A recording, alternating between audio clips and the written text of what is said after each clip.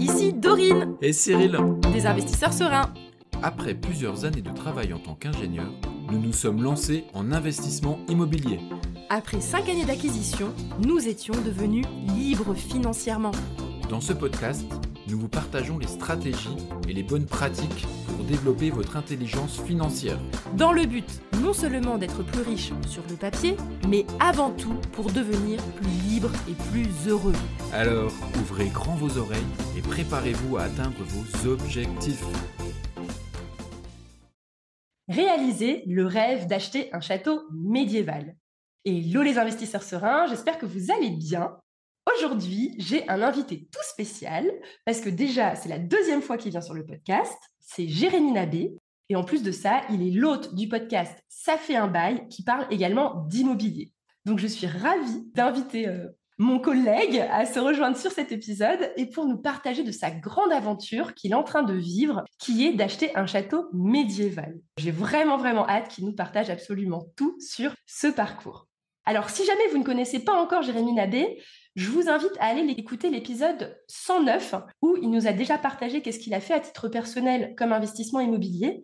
Comme ça vous permettra d'apprendre à le connaître. Et ça m'évite aussi, dans cet épisode, de refaire toutes les présentations pendant 20 minutes de ce qu'il a déjà fait en immobilier et de pouvoir directement attaquer dans le vif du sujet, au sujet des châteaux. Donc, c'est parti. Salut Jérémy, comment ça va ? Ça va bien et toi, Dorine ? Trop bien, mais je suis trop contente que tu sois là. J'ai vraiment hâte parce que je vais t'avouer que j'ai aussi le rêve secret un jour d'acheter un château médiéval. Donc franchement, t'es précurseur et en plus de ça, t'es super sympa parce que tu m'as permis de contribuer un petit peu à ton aventure parce qu'en l'occurrence, Cyril et moi, on est investisseurs. Je ne sais pas c'est quoi le terme exact, mais en tout cas, Ouais, c'est ça. Co-investisseur, on achète ce château ensemble, tous voilà, ensemble. et donc on met un petit ticket pour contribuer à ce château. Et du coup, je vais vivre par procuration, grâce à toi, cette joie d'acheter un château médiéval. Alors, déjà pour commencer, peut-être qu'on peut partir du commencement. D'où vient cette idée d'acheter un château ? Est-ce que c'est un truc qui t'a fait kiffer depuis que t'es tout petit ? D'où tu t'es sorti cette idée de la tête ? Pour le coup, moi, j'ai toujours aimé visiter des châteaux.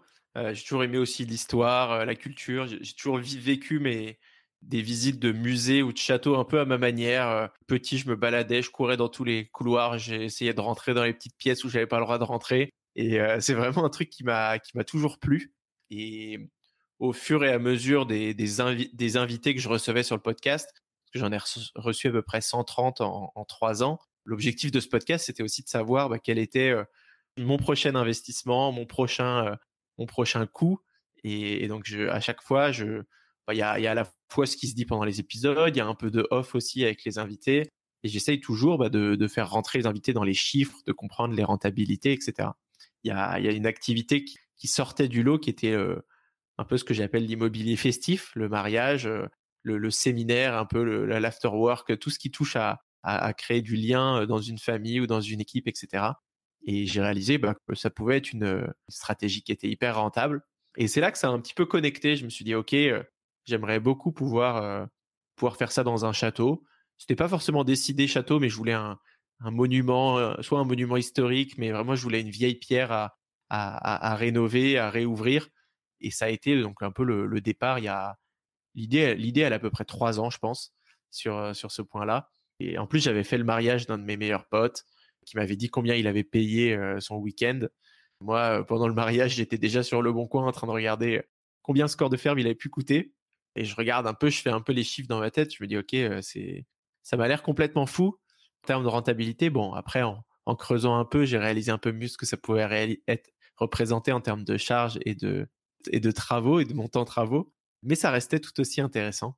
Donc voilà un peu la genèse du projet.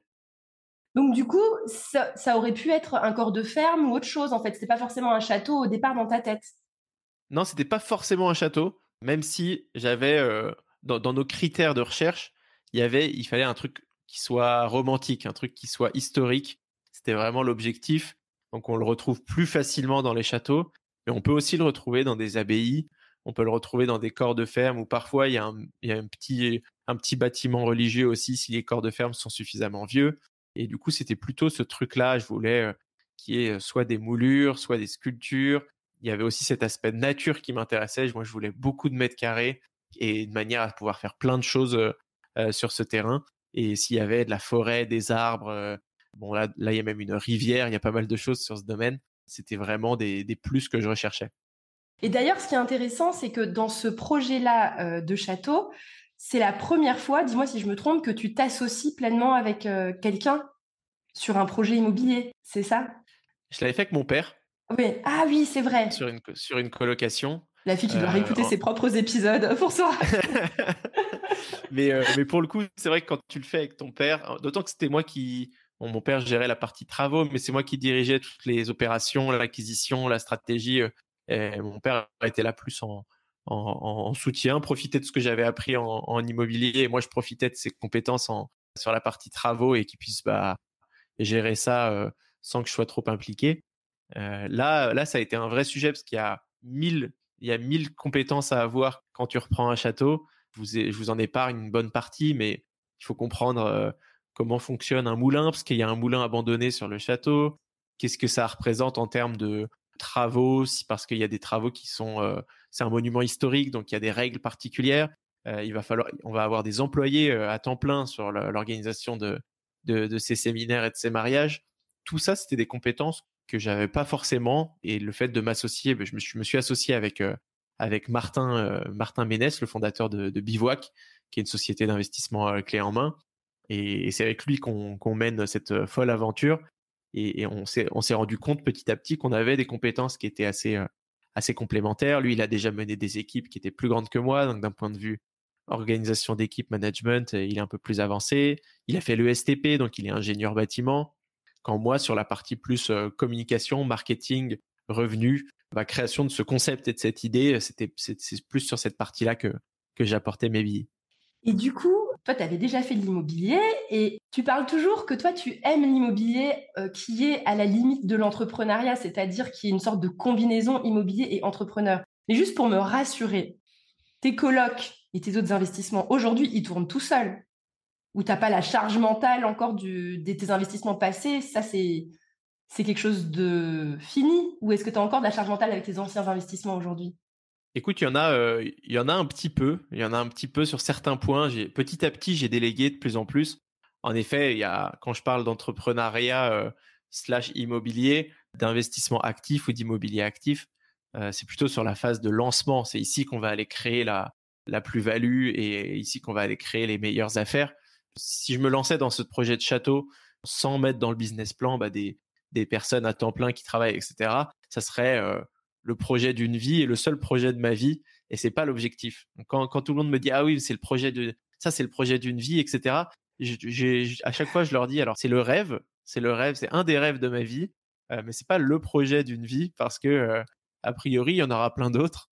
Et pour le coup, donc non, sur mes précédents investissements, j'ai toujours eu tendance à beaucoup faire moi-même. Le premier, j'ai fait tous les travaux avec mon père. Enfin, je bossais tous les jours sur le chantier. Le deuxième, je le faisais un peu moins. Et après, la gestion, petit à petit, je l'ai déléguée.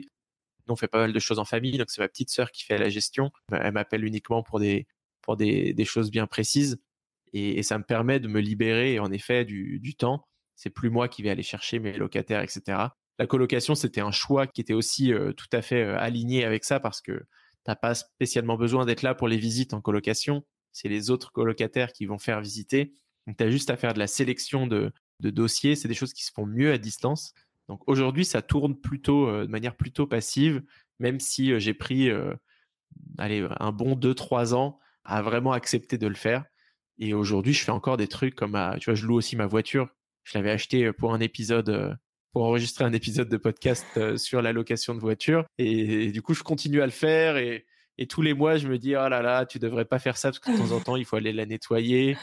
Mais vu que ça rentre 150 € par week-end, je me dis, bon, allez, je la garde quand même.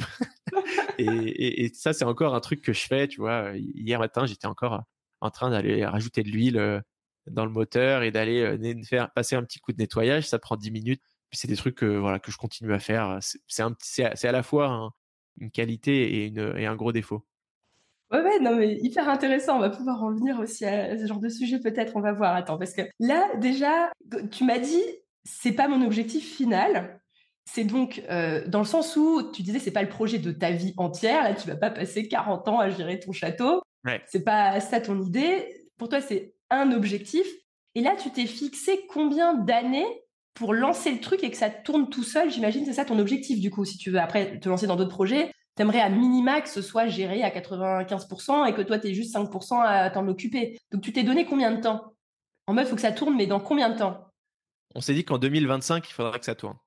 Ok. 1er janvier 2025 ou fin 2025?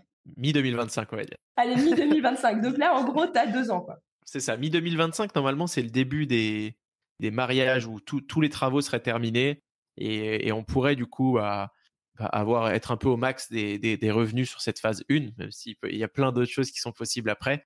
Et pour le coup, il va falloir, je pense, une bonne année pour aller créer les bons partenariats, pour suivre le plus gros du chantier et s'assurer qu'on ait choisi les bonnes personnes, les bonnes entreprises, les bons prestataires et d'avoir créé des listes aussi de prestataires parce que dans le mariage, on peut plus ou moins verticaliser comme dans le séminaire, on peut plus ou moins verticaliser son business. Soit demain, je fais venir un chef et c'est le chef qui fait à bouffer et moi je vends au couvert en plus de la location de salle, etc. En fait, tu peux finir par tout faire toi-même et gagner beaucoup d'argent et tu as créé une entreprise d'événementiel où tu peux faire le choix de faire juste une location sèche et même de ne pas avoir de couchage, etc.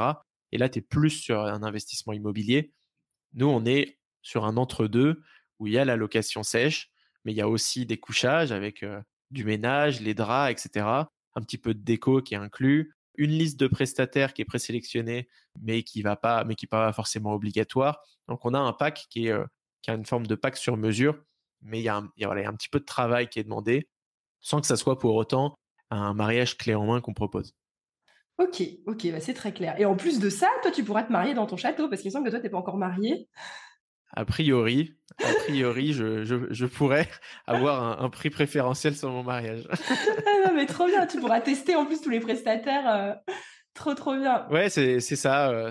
En fait, la manière dont ce lieu il est fait, c'est que c'est un business model qui, avec une vingtaine de semaines et de week-ends d'exploitation à l'année, le projet est rentable.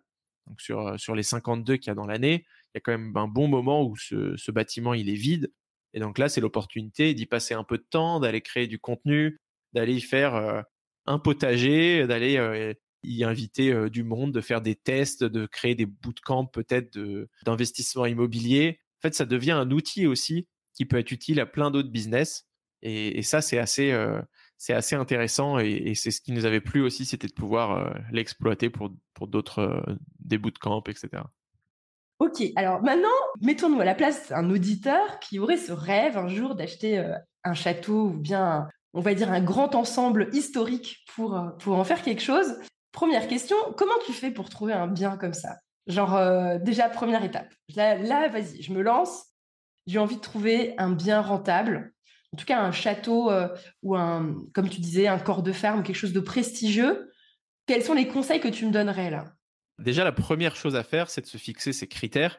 Quels vont être vos critères? Est-ce que c'est un château pour 90% de votre temps, y être en famille, vous amuser, avoir un bel héritage familial? J'ai eu Timothée Moirou, par exemple, dans un de mes épisodes, qui m'a fait un épisode sur comment créer sa dynastie véritablement. Et à 24 ans, plus de 100 appartements. Et c'est vraiment son objectif d'avoir un château dans la famille. Ça peut être un objectif. Maintenant, c'est un investissement qui est généralement très coûteux, donc il faut vraiment pouvoir se le permettre s'il n'est pas exploité et rentabilisé. S'il doit être exploité et rentabilisé, vu que c'est des biens où il y a beaucoup de charges et qui sont chers, il faut des stratégies à haut rendement. Il peut y avoir différentes choses, hein, du logement atypique, il peut y avoir du séminaire, du mariage, du bootcamp, comme on disait. Ça peut être un outil aussi pour un autre business. Je sais qu'il y a un très beau château qui s'appelle le Château des Langues, où ils font en fait des cours d'anglais et des cours de langue dans ce château. Et l'entrepreneur qui opère ce château fait plusieurs millions de chiffres d'affaires avec son château, ce qui est assez sympa. Il a trouvé son positionnement. Donc à partir de ça, vous trouvez vos critères. Nous, nos critères, c'était on veut un château à moins de 2 heures de Paris, avec une grande salle de réception, parce qu'on voulait faire du mariage. On veut au moins une vingtaine ou une trentaine de couchages et qui ait pas de voisins aux alentours, donc à moins de 300-400 mètres, on voulait pas de voisins. Ça, c'était les gros critères. Il nous fallait aussi de l'espace, Ouais. et l'espace, que ce soit pour l'aire de stationnement ou pour que les gens puissent profiter des extérieurs. Et déjà, en mettant ces critères-là, et ben ça fait du tri. Ouais, donc en gros, c'est vraiment un conseil marketing de lancement de business finalement. Ce que tu dis, c'est que avant de te lancer dans tes recherches et de faire des visites de château, c'est pose-toi la question, quel est ton client idéal?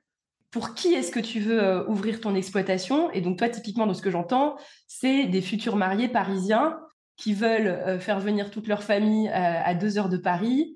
Donc voilà, que forcément, quand tu es Exactement. un futur marié, tu as envie de pouvoir loger les gens sur place pour qu'ils puissent boire de l'alcool tranquille sans se stresser. Enfin, en gros, voilà, c'est ça l'idée. Donc si par exemple, je voulais faire quelque chose dans le sud, il faudrait que je me pose la question, qui est-ce qui viendrait? Est-ce que ce serait des entreprises? Est-ce que ce serait... Et en gros, de savoir qui est le client idéal et quels seraient ses besoins. Et donc, du coup, tu as tes critères qui en découlent. Exactement. Tu as très bien résumé la chose. Et après, on peut être surpris et finalement, la cible qu'on avait identifiée, ce sera pas nos clients principaux. Ça avait été le cas sur ma première coloc où j'ai acheté à côté d'une cité universitaire. Et en fait, j'ai jamais loué à quelqu'un de cette cité universitaire. Je loue que à des personnes qui arrivent pas à se louer à Paris. Mais au moins, c'est soit tu vas viser juste et ça sera ta clientèle, soit ça sera ton filet de sécurité ou au final, si jamais demain, je sais pas, la ligne, je dis n'importe quoi, mais la ligne RER se pétait et il y avait plus de train entre Paris et l'appart que j'ai acheté, il y aura toujours cette cité universitaire à côté. Donc il faut vraiment avoir identifié son persona ou ses personas clients. Ça, c'est le premier point. Alors, pour les gens, persona, ça leur dit peut-être rien. Persona, c'est une autre façon de dire client idéal ou... Voilà. Exactement. OK. Ensuite, j'ai fait des recherches comme un peu de manière assez classique sur l'immobilier, sur Se Loger, Le Bon Coin, Bien Ici. J'ai mis des paramètres, des alertes avec des filtres. Il y a un filtre très pratique sur Le Bon Coin avec le hors manoir, hors abbaye. Et comme ça, en fait, il te sort tous les éléments qui ressortent dans le titre ou dans la description, avec un prix maximum. Donc nous, on savait que on cherchait un projet autour de un maximum 2 millions d'euros. C'était notre objectif de base.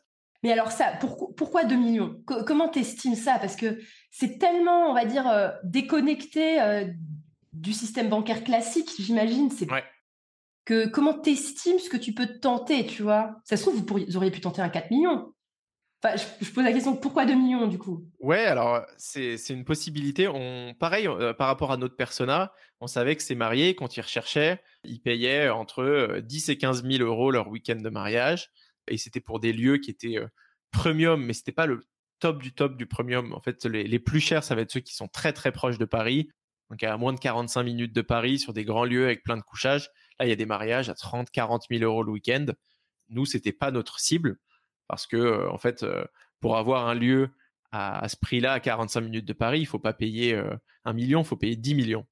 Et finalement, c'est un peu les mêmes ratios que quand on est sur des appartements. Si tu achètes un appartement à Paris à 10 000 euros du mètre, tu peux le louer 1 000 euros, alors que si tu l'achètes à 2 000 euros du mètre à 30 minutes de Paris, tu vas peut-être le louer 750.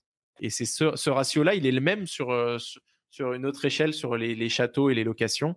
En fait, avec un bon marketing et une bonne différenciation, même en étant plus loin des grandes villes, on peut louer cher sans pouvoir louer aussi cher qu'ailleurs, mais les rentabilités, elles sont supérieures. Ouais, donc vous avez fait un peu le calcul inverse. Vous vous êtes dit, OK, je sais que je peux louer 20 week-ends, par exemple, à coup sûr, à 20 000 euros le week-end. Donc, si jamais je veux ma renta, il faut pas que le truc me coûte plus de 2 millions, sinon ça marchera pas, quoi. C'est ça. C'était Donc, dans c'est les une chiffres, déduction. c'était plutôt 20 week-ends à 15 000, tu vois. OK.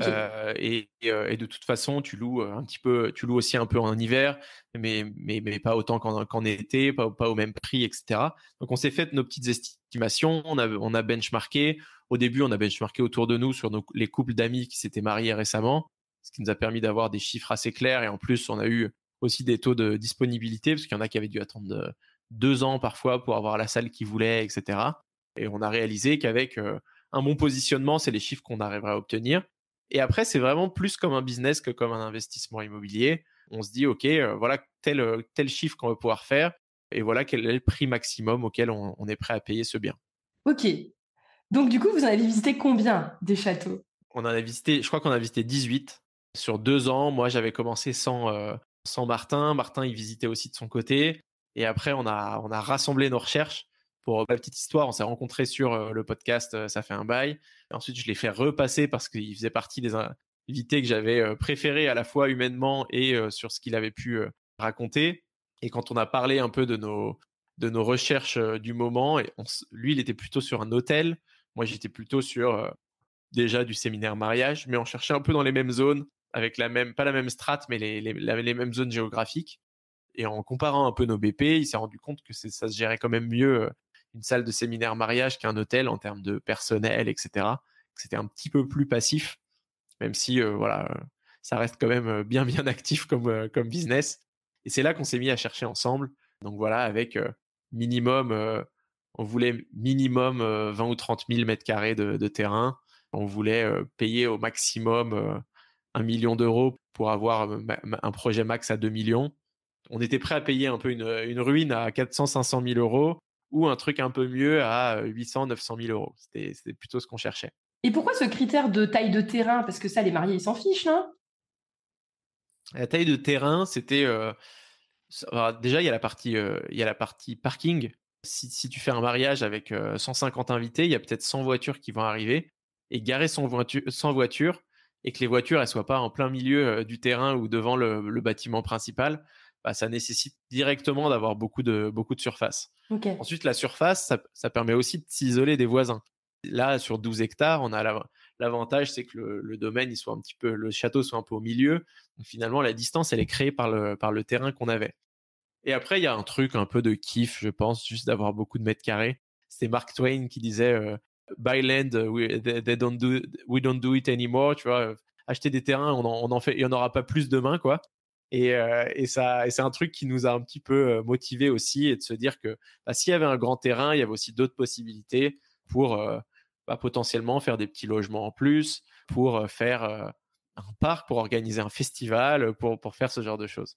Ouais, puis je trouve que ça a un côté rassurant en termes de valeur immobilière qu'il y ait beaucoup de terrain. Je sais pas pourquoi, j'arrive pas à expliquer cette impression, mais en tout cas, c'est vrai que c'est rassurant parce que tu te dis non mais c'est bon, il y a pas que la bâtisse, tu as vraiment un domaine, quoi, un espace.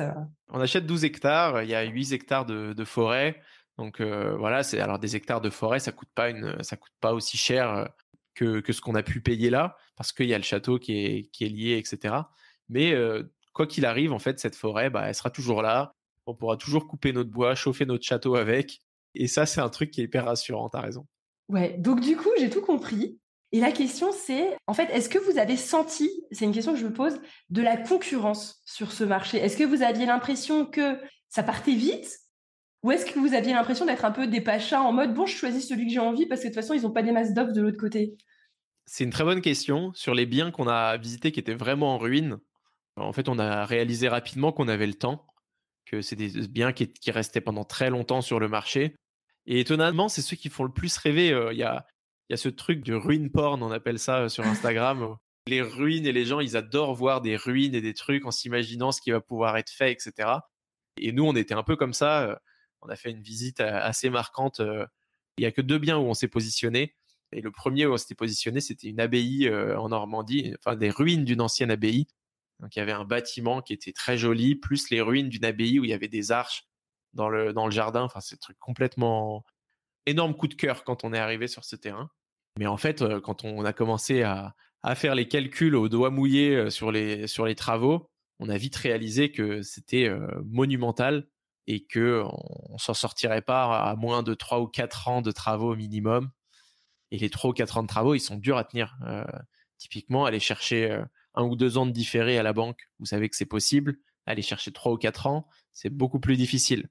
Donc ça nous a aussi, en fait, petit à petit, on a construit nos nouveaux critères. Et l'un de nos critères, c'était de dire, OK, il faut pas qu'on ait des travaux trop longs, sinon on n'arrivera pas à faire financer cette opération. Ok, ok. Et est-ce que tu as eu cette impression d'avoir eu du choix? Parce que vous avez fait que 2 offres, donc c'est quand même pas énorme. Tu as eu cette impression d'avoir eu du choix ou est-ce que finalement, pas tant que ça? Non, pas tant que ça. Il y avait pour que ça coche les critères, c'était vachement compliqué. Alors il y a du choix, hein. Il y a plusieurs milliers de châteaux qui sont en vente en France. Il y en a même qui sont vraiment accessibles. Ça se trouve. Je parlais des sites d'annonces classiques, mais il y a aussi des agences immobilières spécialisées dans les biens historiques. Il y a Deniel Immobilier ou Patrice Besse, ils vont ils sont nommés un peu chasseurs de châteaux et ils vont t'aider à trouver, des très belles pièces de patrimoine et cetera. Donc tu peux tisser des bonnes relations avec eux, ils vont te faire des propositions, même parfois off market et cetera. Mais véritablement, les châteaux où il y a un vrai potentiel événementiel dedans, avec, pas trop de voisinage, le grand espace pour stationner, le grand espace pour faire de la réception et cetera. Ça, les gens, ils se les arrachent un petit peu. OK, et du coup, celui-là, vous l'avez trouvé sur Le Bon Coin finalement ou en off market? Non, c'était bien un agent immobilier. OK, mais il était pas vraiment sorti quoi, c'est en bouche à oreille, vous avez réussi à le visiter? Il était sorti 3 mois avant et on l'avait pas vu passer parce que une personne s'était positionnée très rapidement. Il y avait eu tout le process de vente et il y avait pas eu de finalement, la personne n'est pas venue chez le notaire. Du coup, il a été remis et avant même qu'il soit remis en vente, on a eu l'occasion de le visiter et de faire une offre dans la foulée parce qu'on a vu que ça convenait à nos recherches. OK, trop bien. Alors, est-ce que je ne sais pas si jamais il y a d'autres sujets encore qu'on n'a pas abordés, mais moi, j'aurais bien voulu que tu parles du montage fiscal et financier que vous avez dû mettre en place. Le montage, c'est pas terrible comme terme. Vaut mieux dire schéma. Quel était votre schéma juridique? La structure Voilà, juridique. la structure juridique que vous avez dû mettre en place pour ça, parce que tu es associé. Est-ce que tu peux nous en parler? Moi, j'aime bien tous ces trucs-là. Ouais, bien sûr. Bah, écoute, d'un point de vue, de la structure, c'est un schéma qui est assez classique quand tu fais de l'exploitation d'un lieu pour, de l'événementiel ou ce genre de choses. Il y a une société d'exploitation, donc une SAS, qu'on a créée avec Martin, qui a pour vocation, d'organiser ces événements, d'accueillir des gens et qui va louer, la SAS va louer, le bien à une SCI qui achète le bien. Donc nous, dans notre cas précis, on a créé une SCI qui achète, une SAS qui exploite, qui fait les travaux d'aménagement, alors que la SCI fait les travaux plus de grosses œuvres, et cetera. Et du coup, cette SAS, elle détient à 99,9% la SCI. Donc, c'est l'avantage pour les investisseurs qui ont obtenu une part de la SAS, d'avoir aussi un bien dans le bilan comptable, donc un bien immobilier qui, a priori, ne baissera pas en valeur. Donc, c'est comme d'investir dans une entreprise ou une start-up ou une société d'exploitation, mais qui a déjà à son capital un très beau bien. Ouais, et si on remonte après, nous, on a nos holdings en haut qui détiennent aussi la SAS. Mais du coup, en fait, il y a deux, je sais pas, dis-moi si je me trompe, hein. Moi, j'aurais dit que Ouais, finalement, il y a deux options. Soit, comme tu l'as fait, les deux sont finalement imbriqués dans le sens où la société d'exploitation et les murs, ils ont un lien ultra rapproché.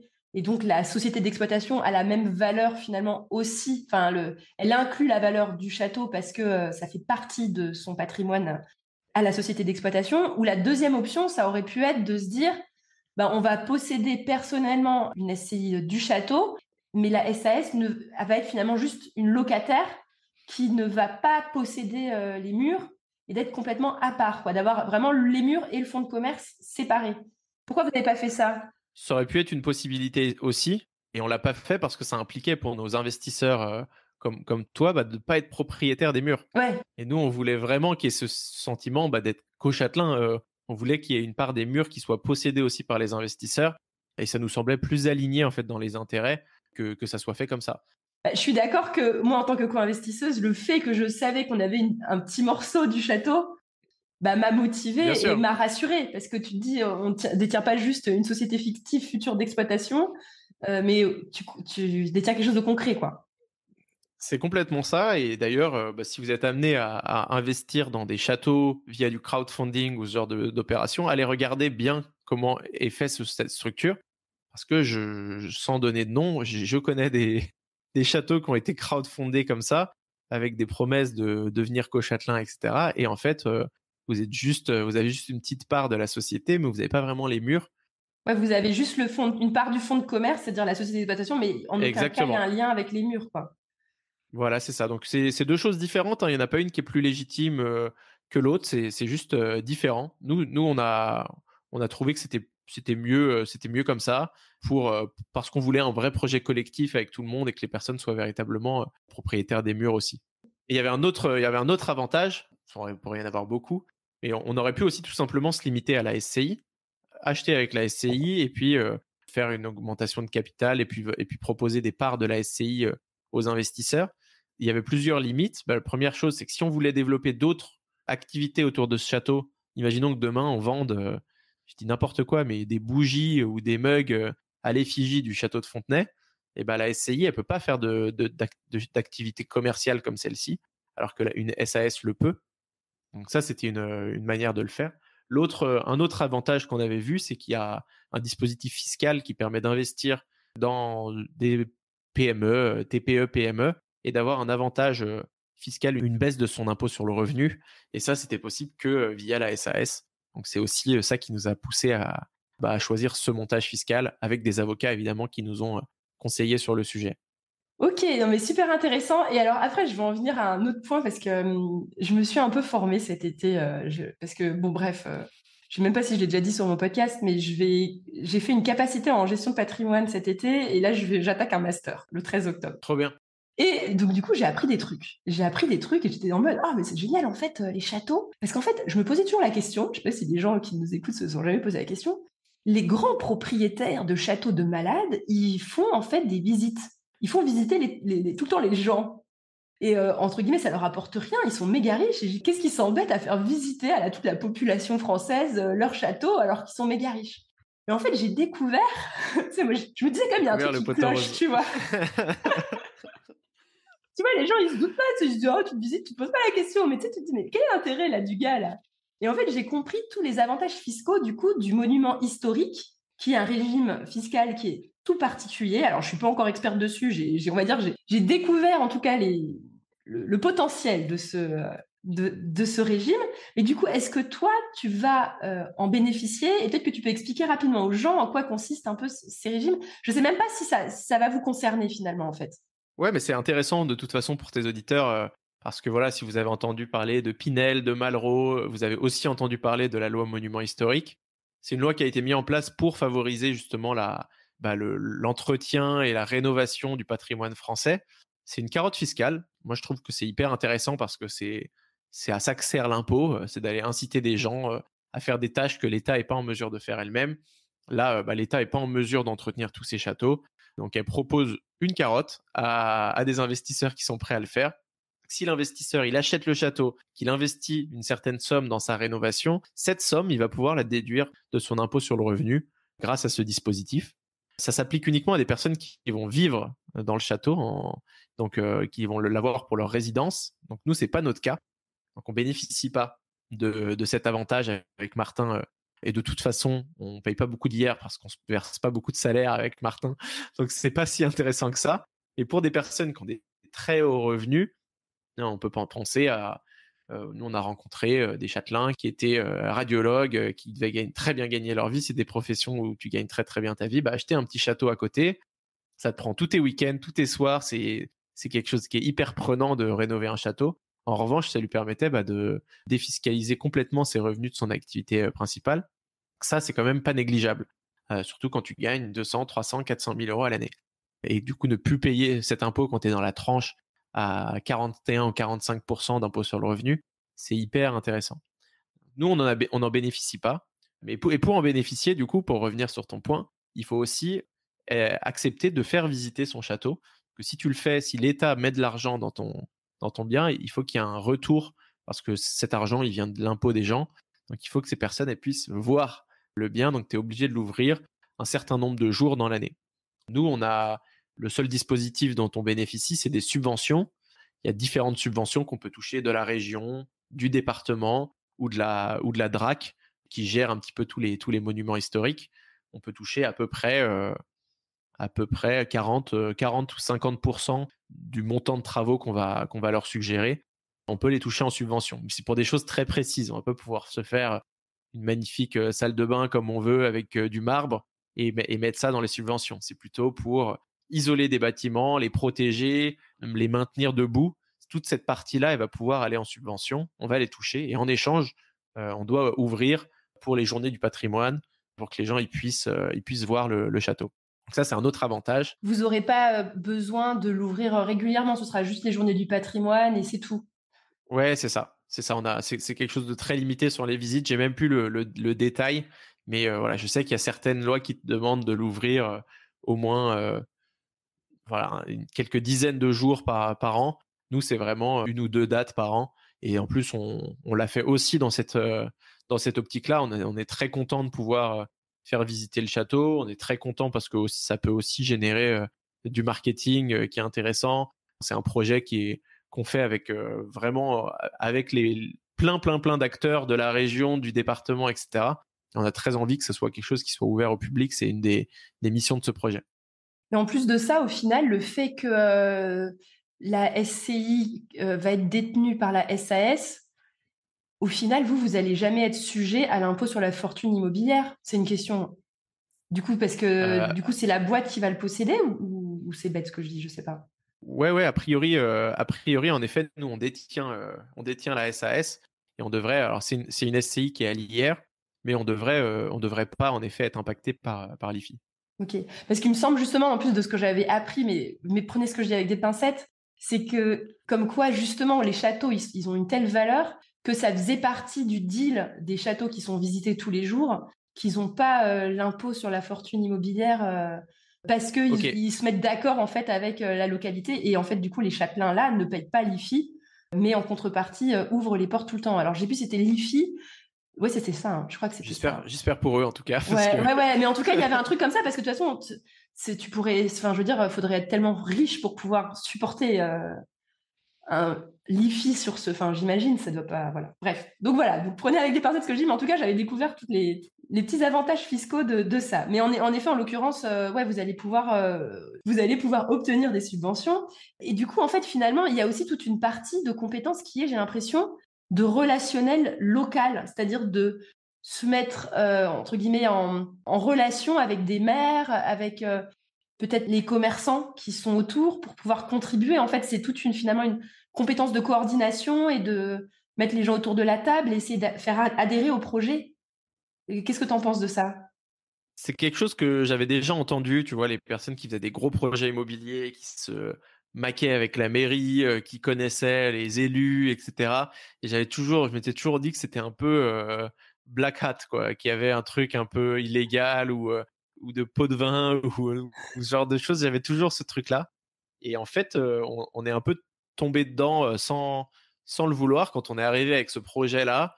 On nous a dit: «Ah mais il faut absolument que vous rencontriez, la mère du village, en plus elle est passionnée d'histoire, elle serait ravie d'apprendre qu'il y a un projet comme ça sur le village» et cetera. Donc on a été amené à rencontrer la mère et du coup la mère a décidé de nous organiser une réunion avec, des élus locaux, avec l'office du tourisme, avec une personne qui gérait un projet kayak sur toute la région, parce que du coup on a la rivière qui passe sur le terrain.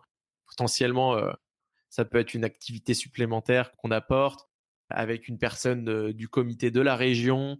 Toutes les personnes qu'on avait besoin de contacter pour potentiellement, avoir, des conseils, de l'aide, des subventions, elle nous les a mis autour de la table et on est tombé du coup sur une mère qui était hyper enthousiaste à l'idée de faire grandir un peu, son village, que ce château il soit visité. Elle a adoré que je sois podcasteur aussi et quand je lui ai raconté que voilà, moi j'allais, enregistré avec la famille. La famille est propriétaire depuis 400 ans, donc il y a 1 kilomètre d'archives à récupérer et à raconter aux gens qui viennent, et cetera. Donc moi, je prends les histoires, je les enregistre, je fais en sorte que ça soit, que ça reste en fait.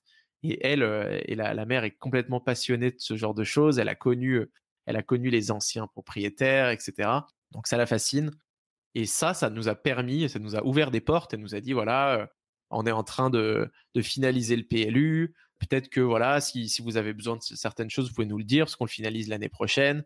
On lui a parlé de la partie forêt. Elle dit ah mais aucun problème. J'en ai déjà parlé. On pourrait faire des activités touristiques dans cette forêt, y installer des cabanes, etc. Peut-être que cette partie-là, elle pourrait devenir constructible si vous voulez créer un espace pour le gardien, etc. Et tout ça, ça s'est démêler, petit à petit. On n'a pas cherché à le faire, mais naturellement, vu qu'on a été transparent avec Martin depuis le début, vu qu'on a documenté, vu qu'on en a parlé sur les réseaux et que ça a fait un peu de bruit autour, que eux mêmes ont vu les posts sur les réseaux, et que dans la région, il y a même des gens de la région qui ont vu le post, LinkedIn qui avait explosé.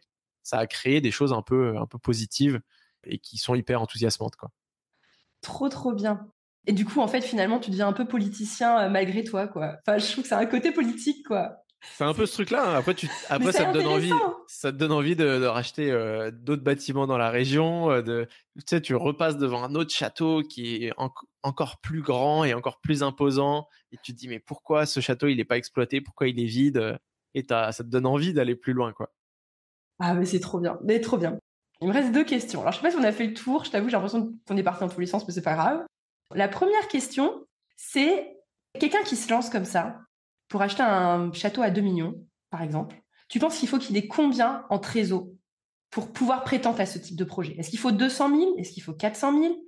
Enfin, comment est-ce que tu peux commencer à approcher des banques avec un projet qui va forcément exploser ta capacité d'endettement? Combien de cash te paraît raisonnable? Évidemment, si tu peux le demander à tes amis, tes proches, etc., oui, mais Ouais. combien est-ce qu'il faudrait que tu arrives à avoir comme somme à poser sur la table? Écoute, alors du coup, déjà, on sort des réflexions de capacité d'endettement personnel, etc. Quand on est sur ce genre de projet. On passe avec sur du financement professionnel. C'est plus les mêmes interlocuteurs qu'on a en banque, mais ça n'empêche qu'il faut encore de l'apport. Ça nous enlève de ces 33 ou 35% vis-à-vis de nos revenus. Sinon, avec Martin, on serait jamais capable d'acheter un bien comme celui-ci. Nous, on a des sociétés, on a du patrimoine avec Martin, mais on est assez frugal. On se verse pas des gros salaires. Donc du coup, les banques nous suivent pas forcément en perso. Par contre, en pro, quand tu présentes un projet qui est bien construit, avec un business plan qui est validé par un expert comptable, avec des structures et une structure juridique qui a été créée par un avocat, avec des investisseurs qui te suivent, etc. Là, tu gagnes la confiance de la banque. Il y a une partie personnelle plutôt de termes de compétences qui rentre en jeu. Et là, il te demande quoi qu'il arrive un apport qui va être minimum de 20%. Le plus souvent, c'est autour de 30%. Là, c'est toujours une histoire de période, hein. Il y a quelques mois ou années, c'était pas pareil. Là, aujourd'hui, c'est entre 20 et 30% pour ce genre de projet. Ok, information super intéressante, mais en plus de ça, ça recoupe, j'ai l'impression, tout ce qui est prêt professionnel quand tu montes un fonds de commerce, en fait, même si tu montes un restaurant, etc., c'est aux alentours de 20 et 30% d'apport qu'ils demandent systématiquement pour finalement quand tu montes un business, en fait. C'est ça. Et nous, le projet, au final, du coup, c'est un projet à 2,2 millions. Donc, on apporte 650 000 euros d'apport. Et on voit même pour faire financer 200 000 euros supplémentaires de BFR.